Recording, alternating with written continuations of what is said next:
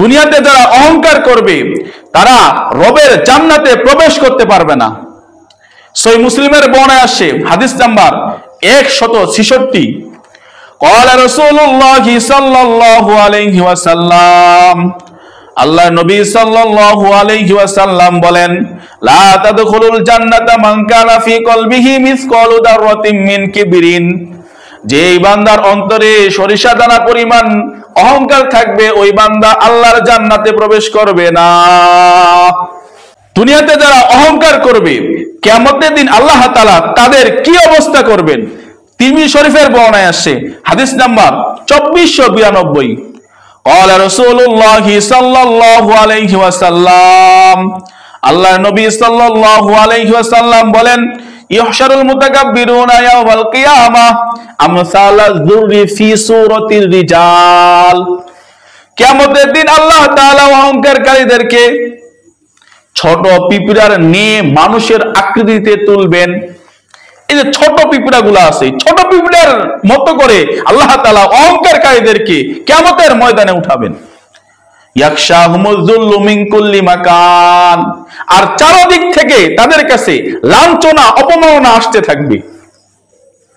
ফায়ুসাকুনা ইলা সিজরিন ফি জাহান্নাম ইউসাম্মা বুলাস, আর জাহান্নামীদেরকে জাহান্নামের একটি কারাগার আছে বুলাস নামক, ওই বুলাস নামক জাহান্নামের দিকে তাদেরকে টেনে টেনে নিয়ে যাওয়া হবে।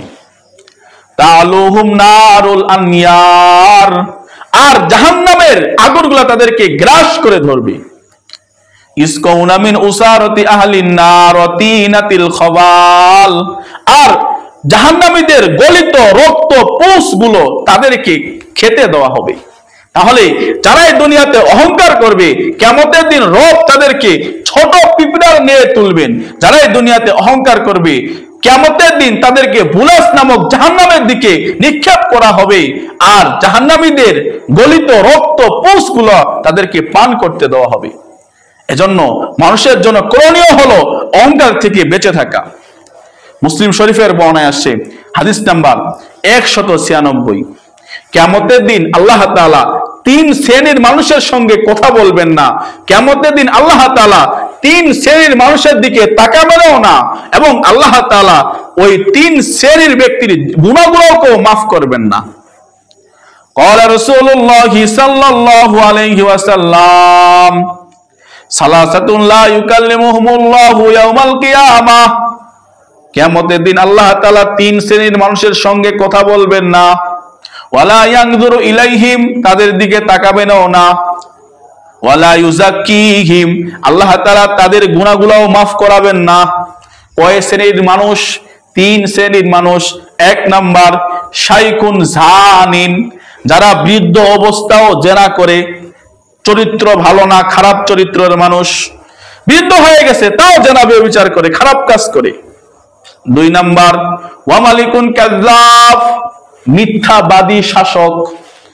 অনেক নেতা দেখবেন মিথ্যা আশ্বাস দেয়, মিথ্যাবাদী শাসক যারা আছে এদেরকে আল্লাহ মাফ করবেন না, এদের দিকে কিয়ামতের দিন আল্লাহ তাকাবেনও না, এবং আল্লাহ তার সঙ্গে কথাও বলবেন না। 3 নাম্বার ওয়া আমিলুন মুস্তাকবিরুন, অহংকারী মানুষের সঙ্গে যারা দুনিয়াতে অহংকার করেছিল কিয়ামতের দিন আল্লাহ তাআলা তার সঙ্গে তাকাবেন না, তার গুনাহ মাফও করবেন না, এবং আল্লাহ তাআলা তার সঙ্গে কথাও বলবেন না। এজন্য যতটুকু সম্ভব অহংকার থেকে সব সময় দূরে থাকবো।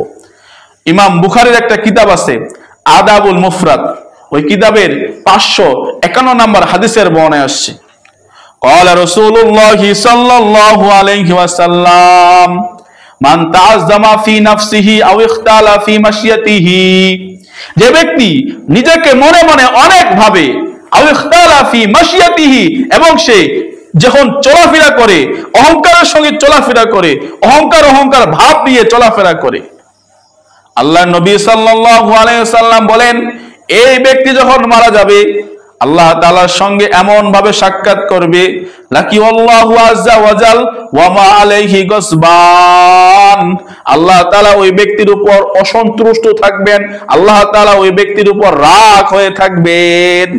আপনি অহংকার অবস্থায় যদি মারা যান আল্লাহ তাআলা আপনার উপর রাগ হবেন, আপনি মরার পর আল্লাহর কাছে যখন সাক্ষাৎ করবেন, আল্লাহ আপনার উপর রাগান্বিত অবস্থায় থাকবেন। এজন্য প্রত্যেকটা মানুষের জন্য উচিত হলো অহংকার থেকে বেঁচে থাকা।